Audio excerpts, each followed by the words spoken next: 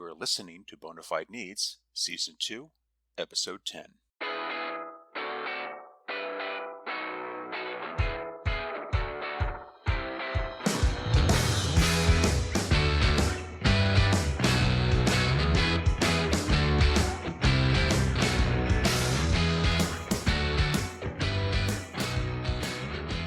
Hi, welcome back to Bona Fide Needs.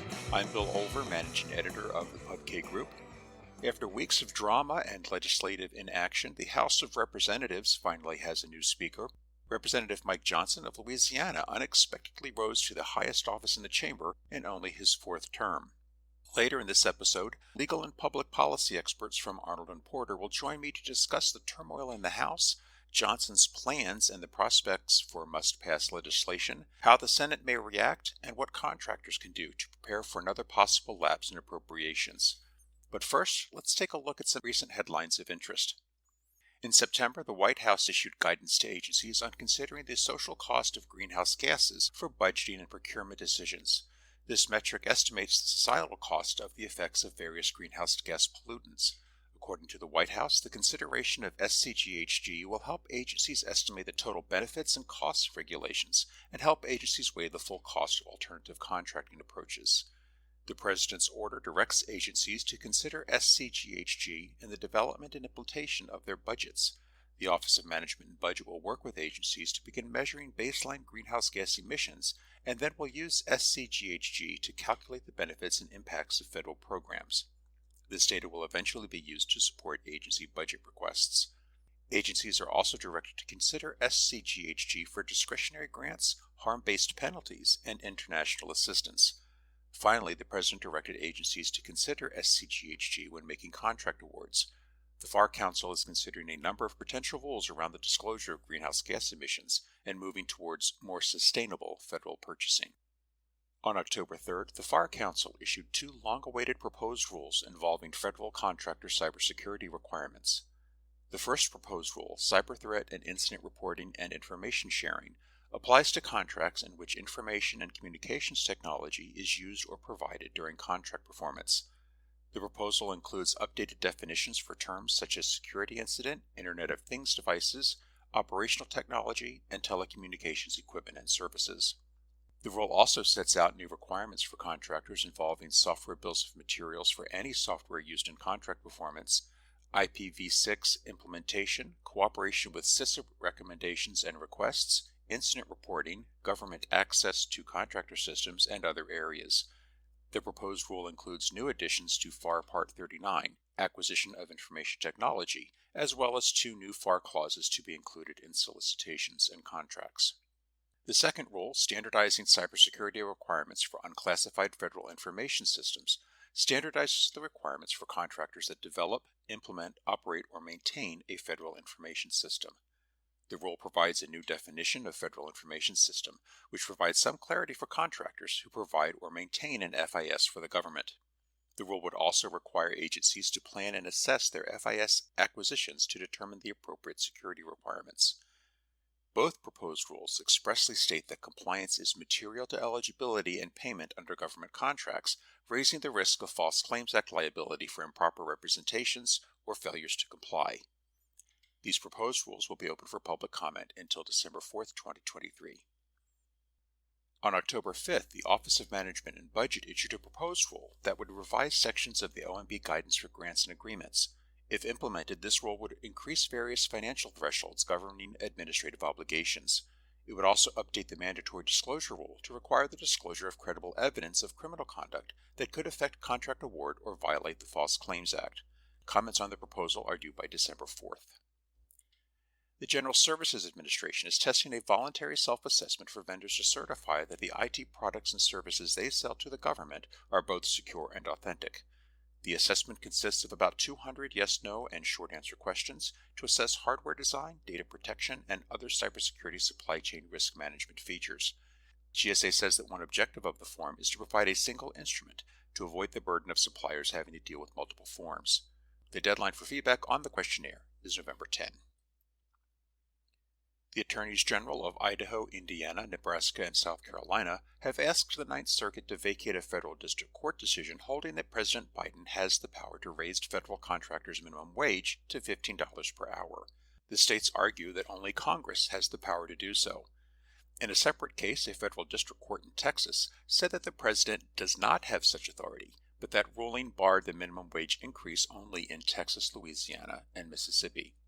The 10th Circuit also partially blocked the enforcement of the executive order increasing the minimum wage to $15, but only for specific firms that conduct business on federal land.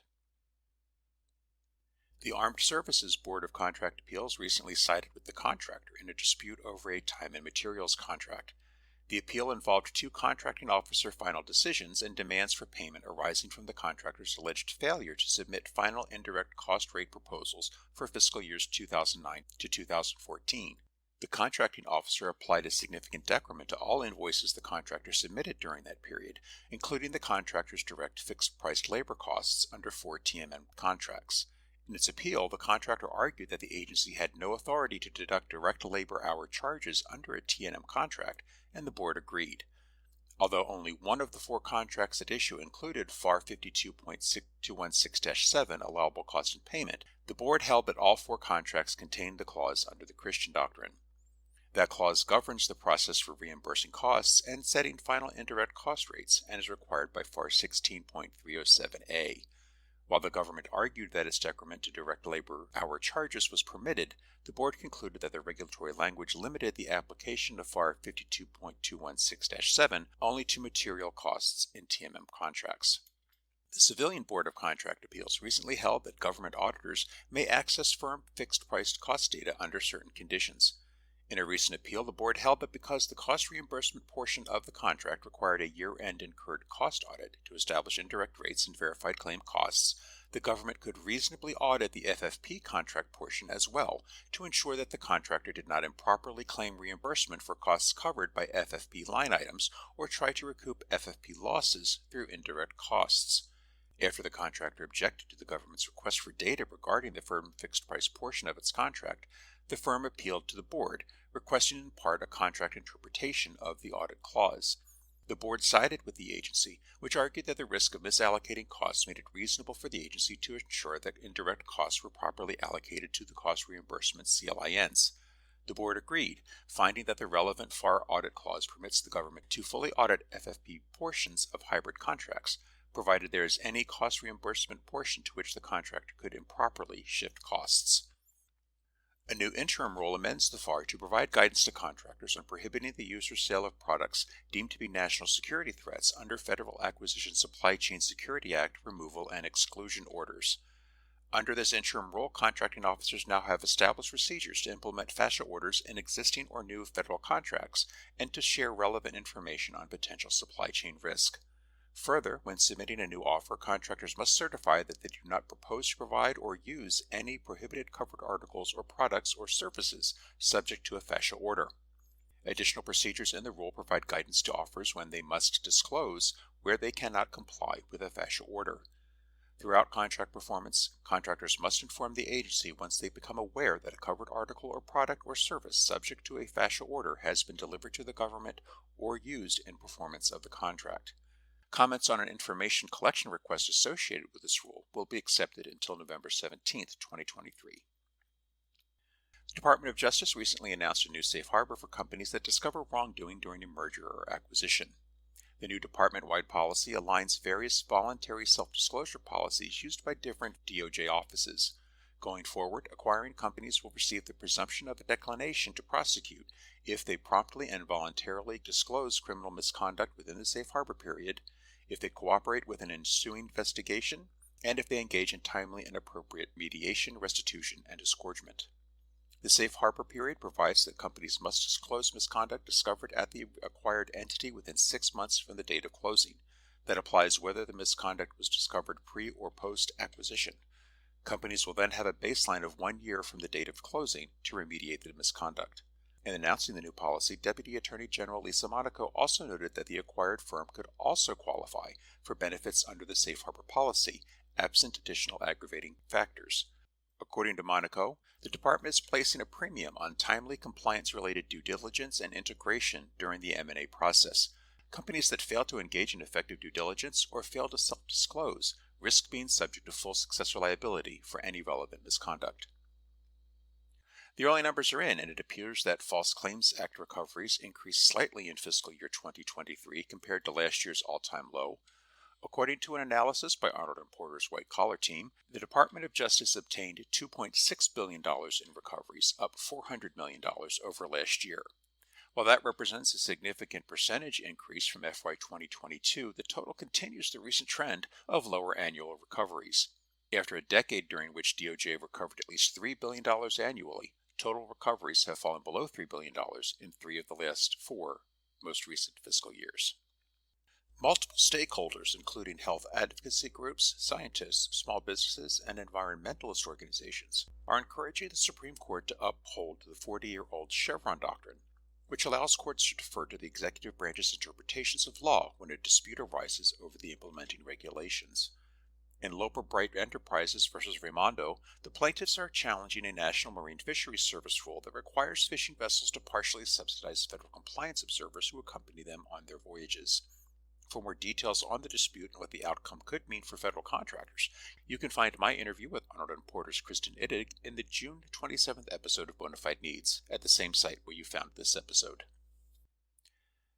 And finally, the House of Representatives has a new speaker, but the prospects for must-pass legislation, including spending bills and the National Defense Authorization Act, remain unclear. To discuss these developments and what they mean for you, I'm joined by Arnold and Porter partner Mark Epley and policy advisor Jessica Monahan. Mark and Jessica, welcome to the podcast. So let's take a moment to introduce you to our listeners first. Mark, why don't you go? Very good. Bill, thanks for having us. I'm Mark Epley. I'm a partner with the Legislative and Public Policy practice at Arnold and Porter. I spent most of my career in public service at Department of Justice and the Department of Defense, and the balance of my time on Capitol Hill in roles that included general counsel at HASC and leading investigations at the Financial Services and the Ways and Means Committee. I capped off my career as counsel to House Speaker Paul Ryan. And Jess? Thank you for having us, Bill. So my name is Jessica Monahan. I'm a policy advisor in our Legislative and Public Policy group at Arnold and Porter. I help lead our appropriations practice for the practice group, and I also have a background in transportation and infrastructure funding. Spent my career, started working for 2 U.S. senators and worked in a number of multi-client firms, eventually found myself at Arnold and Porter 3.5 years ago, and sort of in the interim of that experience, also served as the Transportation Policy Director at the National Association of Counties. Excellent. Well, welcome both of you. So after several weeks of drama, we have a new House Speaker. What does this shakeup really mean, and why should government contractors care about this? Well, Bill, I'll try to move through this question with some speed because it could quickly bleed into our entire time together. I guess first, how is it and why did House Speaker Kevin McCarthy come to be removed? So Kevin McCarthy, long sort of in the campaign to be Speaker of the House. Ultimately, the Republicans took the House in this last election. As folks know, it took 15 votes on the floor of the House to actually win the election. And what's unique about that is the backroom stuff typically happens in the back room. In this case, you had a number of members that very much wanted to have a public conversation about the things that they required of a speaker in order to give him their vote. One of the things that he acceded to, that's Kevin McCarthy, was this mechanism that allowed even one member to raise a procedural opportunity for the whole House to vote on a question of whether he should continue as Speaker or not.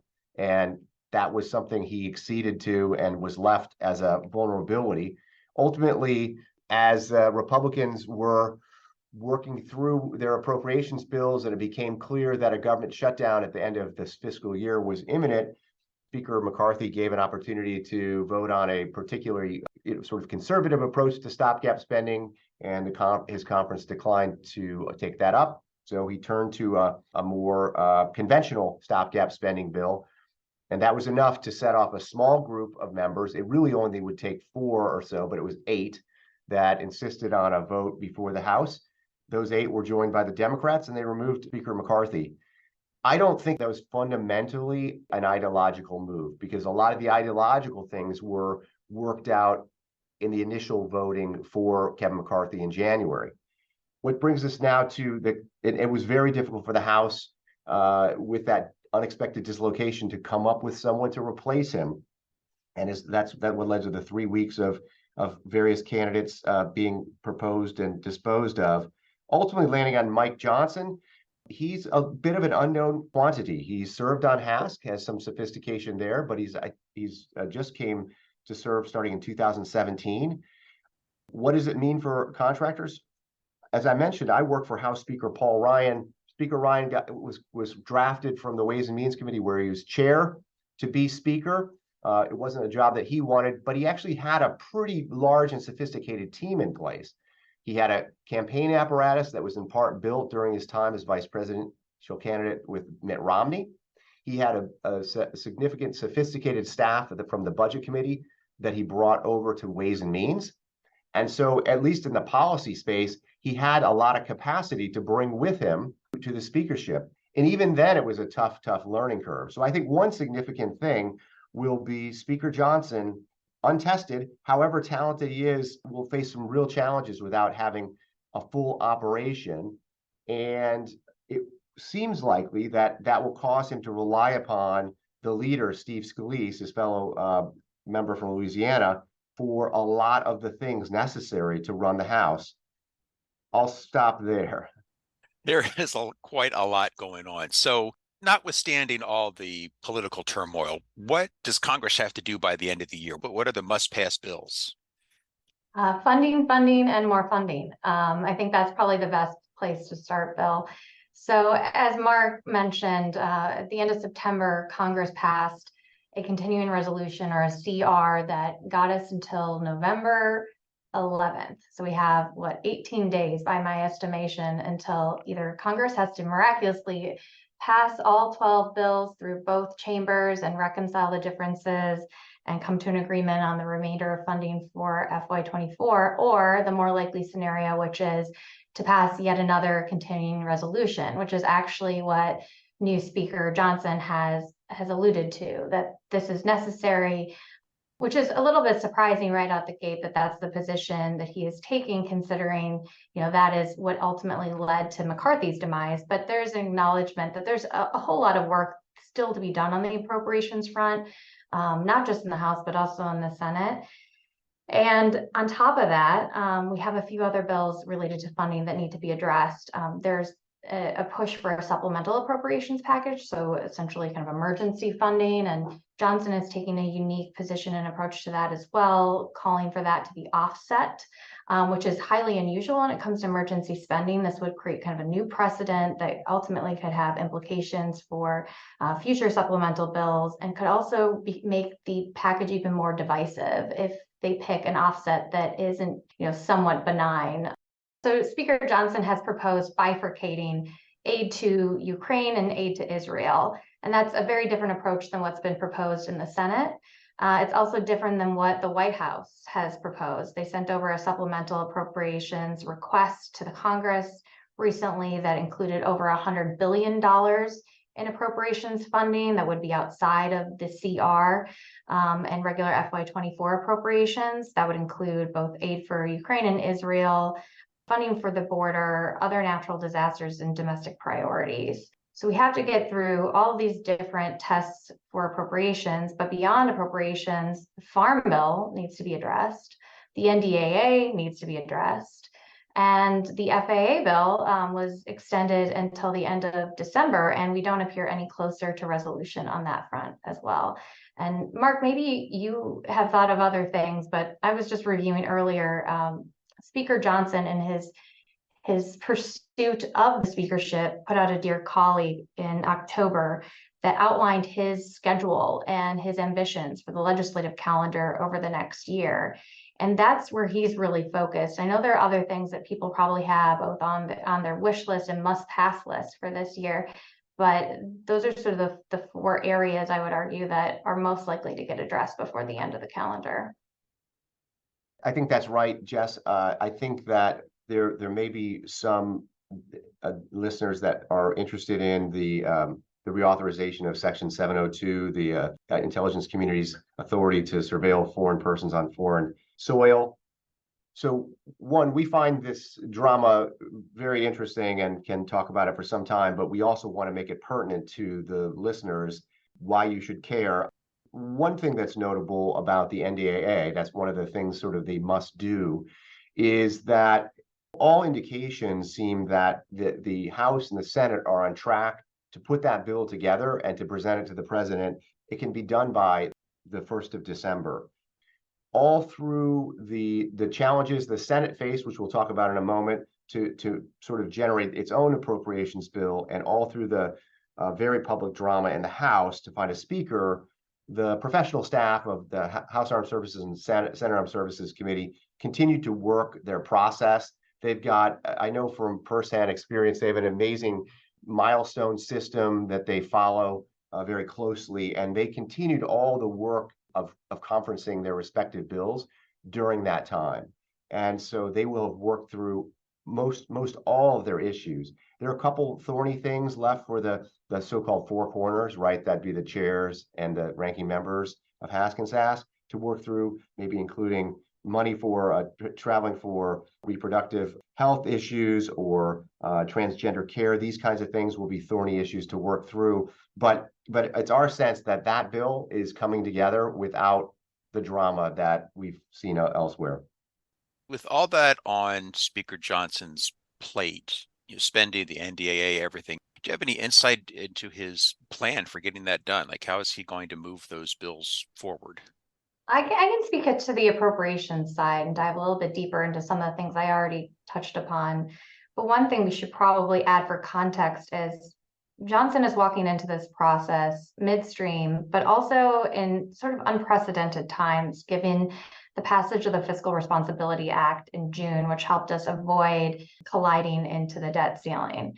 So what happened with that bill is there were agreements set up by McCarthy and the White House and Democratic leadership in the Senate, where the appropriations process for FY24, what we're currently working on, would be set at FY23 levels.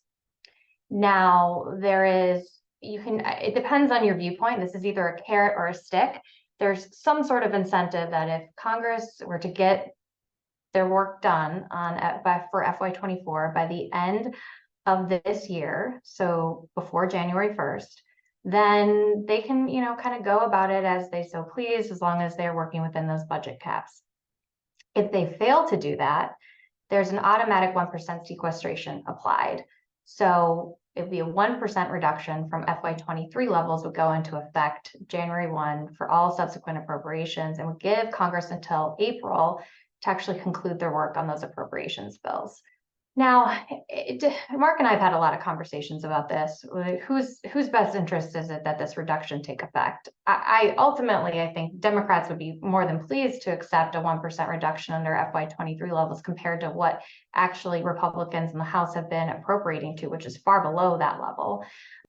And, if we end up in a situation where Congress fails to pass appropriations bills by April, and we just end up with a full year CR of FY23 minus 1%, that would put in place for another fiscal year Democratic priorities that were passed under a Democratic majority with Nancy Pelosi as Speaker. So as a Democrat, that doesn't sound like the worst outcome, given all the consternation and conflict right now that exists between the two sides and the huge gaps that exist in spending levels between the House and Senate, in fact.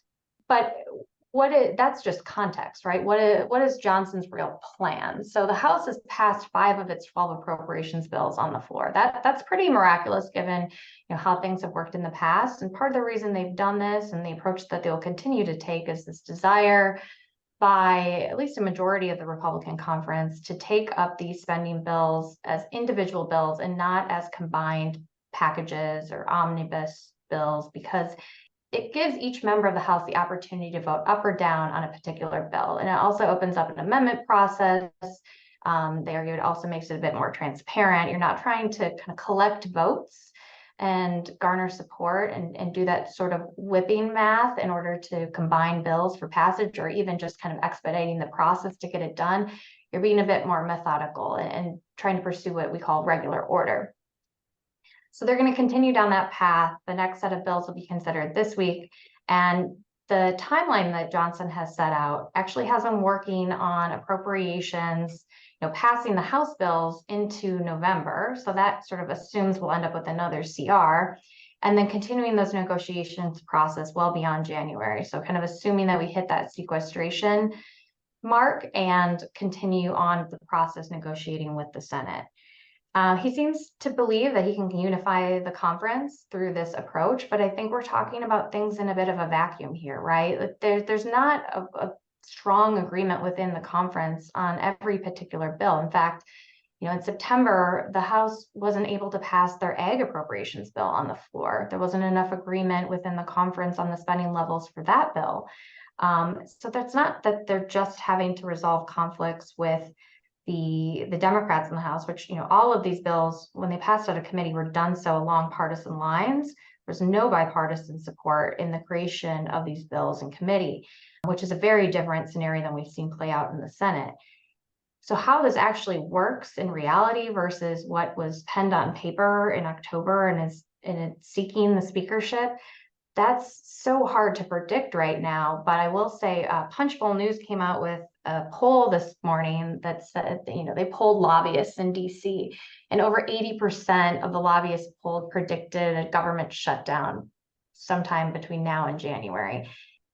Depending on what happens with supplemental appropriations, we might find ourselves in that predicament in November, or it could be something that plays out, later on in the year as we continue along in the appropriations process. But Speaker has an ambitious plan. Again, it's not necessarily rooted in the reality of process or politics, but we'll have to see how that works. And I'll let Mark weigh in on NDAA.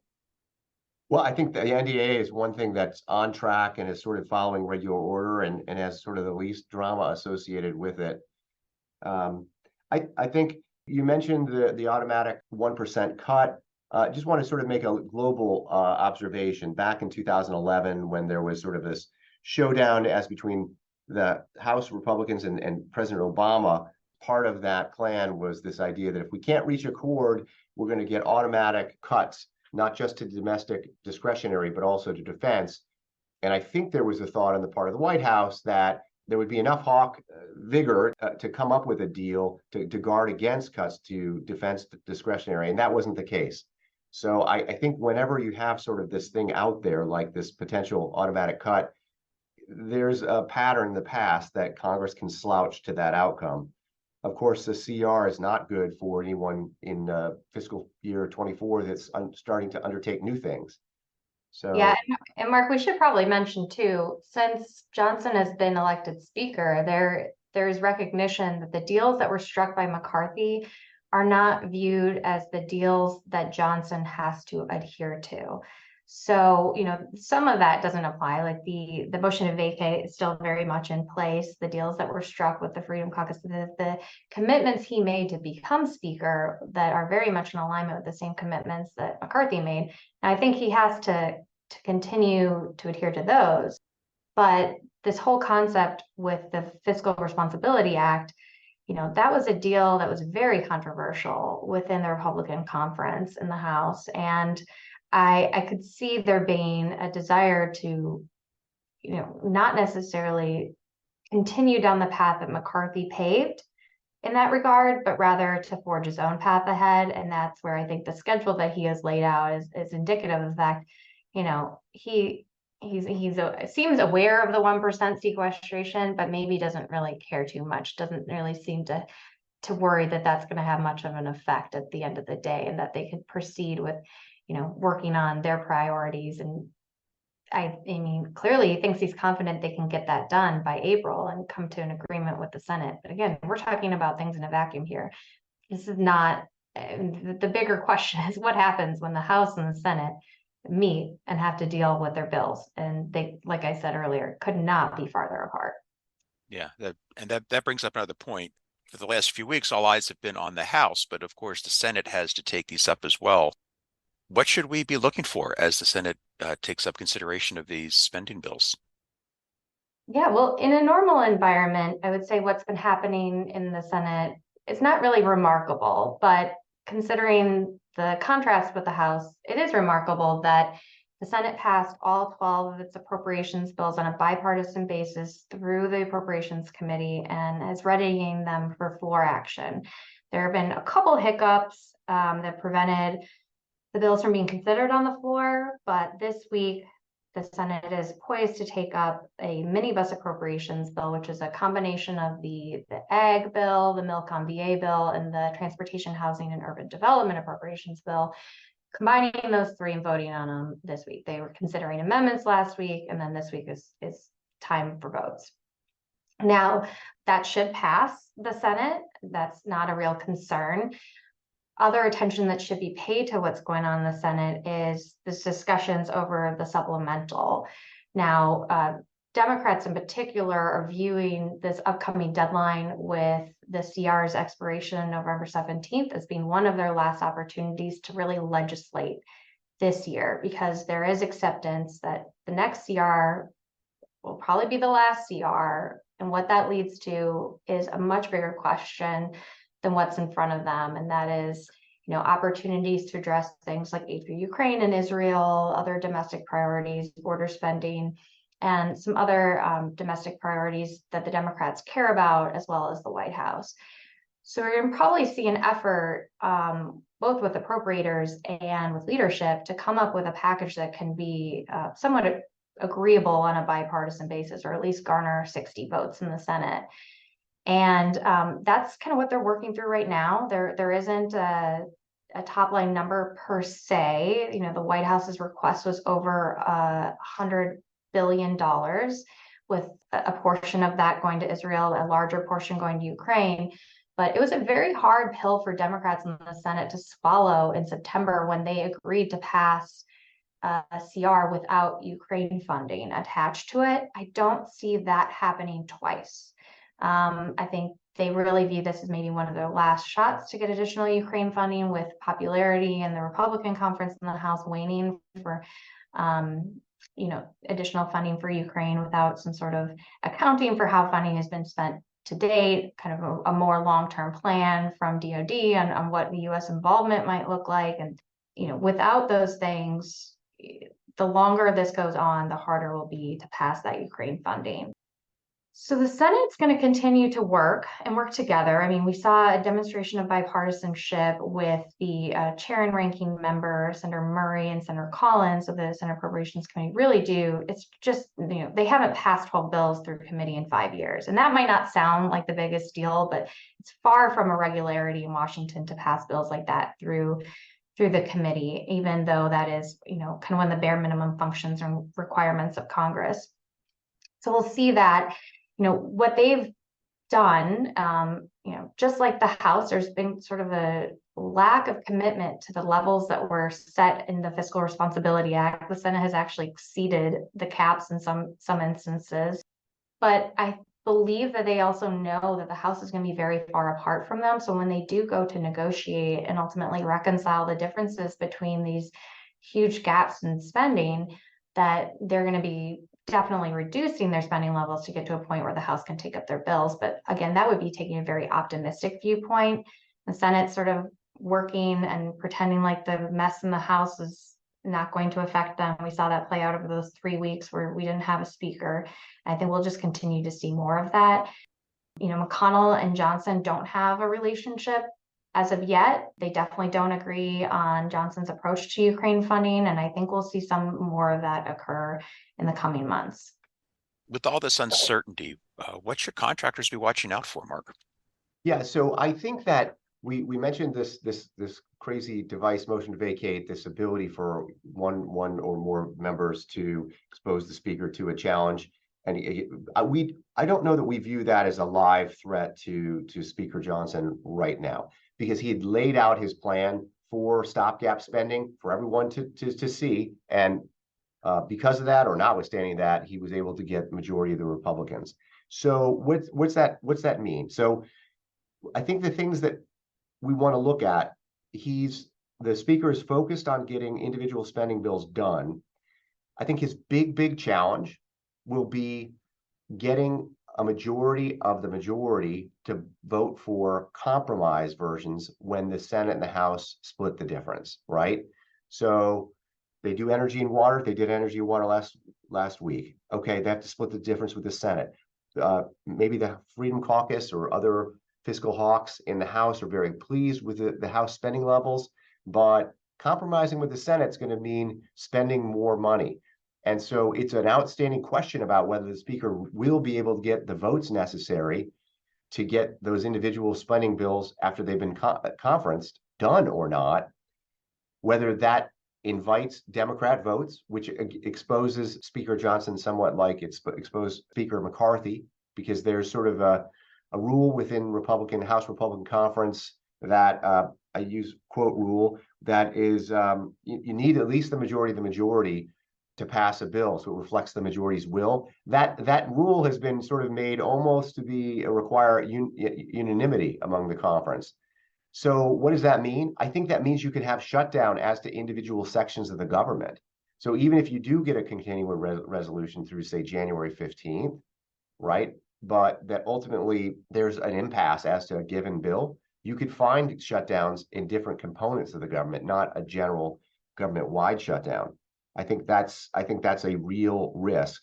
I guess the bottom line answer would be, until that bill is presented to the president and he signs it, contractors really can't count on either the absence of a government shutdown or, for that matter, a CR, which might not allow them to undertake new activities in this fiscal year 2024. Definitely been a very exciting year for Congress and all of these bills. Now, that said, 2024 is an election year when traditionally everyone has thoughts about all of these things. What can we expect as the competition starts heating up next year in the presidential and House elections and the Senate and everything? Happy to jump in here and give you my thoughts first, and then Mark has even more experience than I do and kind of what happens when we shift into an election year. But typically an election year means less legislating by Congress. They spend more time back in their districts and their states campaigning, but it's almost hard to imagine that less legislating could be done compared to what we've endured this year. But I will say, I think politics becomes more prominent when it comes down to what is being discussed and debated on Capitol Hill, because it's an additional campaign apparatus or platform for members who are up for re-elections. That includes everyone in the House and then a sizable amount of the Senate. You will also see Senate leadership in particular taking very, significant calculations on what they want to achieve and prioritize, knowing that, for Democrats, it could mean the final moments of their majority. If they were to lose a majority in 2024, Republicans might view it as an opportunity to make things more difficult for Senate Democrats in the hopes that they obtain the majority after 2024. Think what happened to Merrick Garland and him being nominated for the Supreme Court. Republicans saying at that time, hey, the people have spoken, we don't need to do anything, right? Let's wait until we assume the majority. Now, one example I want to give about how Congress is going to think about things from a legislative perspective, but particularly in the Senate, with the election looming, is the FAA reauthorization bill. So as I mentioned, the FAA bill is extended until the end of December, and the Senate is the holdup at the moment. The House has passed its bill through its chambers, and the Senate can't even get to markup in committee, which is, they're held up over 3 policy issues, and I won't go too in depth there, but they can't get out of their own way. They haven't really made progress in negotiating over those 3 items. They were supposed to gavel in a markup in July, and it just never happened. And we haven't really seen any real demonstration of, an effort to work towards getting to that ultimate markup, passing a bill through the Senate and reconciling the differences with the House, which the House bill actually did pass with wide bipartisan support, that certainly is remarkable. But if I was a Senate Democrat and I looked at, the forecast for 2024, and I knew that our majority could be compromised, I would say, man, I would like for the Democrats to be able to put their stamp on this policy, especially knowing that someone like Senator Ted Cruz would be the likely next chairman of the Commerce Committee. So bills like that, where Democrats, want to have an impact on policy, even if they, naturally are bipartisan bills, just looking at the dynamics of who could take over committees, what that might mean for various Democratic policy priorities. Those are the types of things that are going to start to dominate the decisions that are made about the legislative calendar and the priorities, and might compel things that have been stuck for some period of time to shake loose. Mark, you might have some other opinions, particularly on the House and how they might be viewing things the next year leading into the election.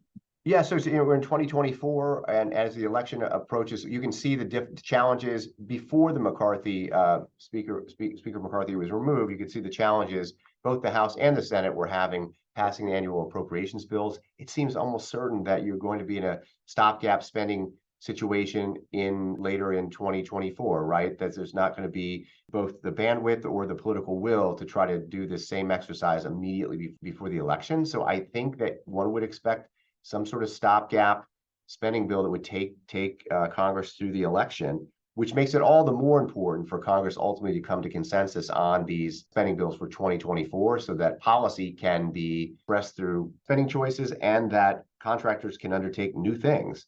I think one interesting component about the election year is the House in particular might undertake certain messaging bills. One thing that we saw through the removal of Speaker McCarthy was there was a sizable group of moderate Republicans who won races, notwithstanding Biden winning that particular congressional district, and their willingness to bind together and push back on sort of ideological or sort of messaging bills that might undermine their ability to be reelected. So that's something to keep in mind. I think the final thing to keep in mind is, notwithstanding the sort of what we expect to be less legislative activity next year, the committees are still organized and they can still do things to affect agency behavior. So I think that's the last thing that I think might leave you with, is that those committees can, through the exercise of their oversight capacity, can come to affect agency behavior, which can in turn affect contractors and how they are able to do business with the government. So that's a place where you'll continue to see activity, notwithstanding the difficulty of passing a law, notwithstanding it being an election year. Well, we'll be keeping an eye on all these developments. Next few months should be interesting, to say the least. Mark and Jessica, thanks for joining me today for those insights. Bill here again. Thanks to Mark and Jessica for joining me today for that breakdown of what's happening on Capitol Hill. We'll continue to follow what transpires with the 2024 appropriations, NDAA, and other must-pass legislation. That's it for this episode of Bona Fide Needs. If you're interested in reading further on any of the topics covered in today's podcast, you can find links in our show notes. To keep up with government contracting and legal developments every day, subscribe to PubK at pubkgroup.com. For additional expert analysis and insights, you can find multiple timely and informative blogs at arnoldporter.com. Thanks for listening. You can find Bona Fide Needs on your favorite podcast platform, including Apple Podcasts, Spotify, Amazon, and YouTube. You can help us reach more listeners by liking, subscribing, or leaving a review. For Arnold and Porter and the PubK Group, this is Bill Over. Until next time.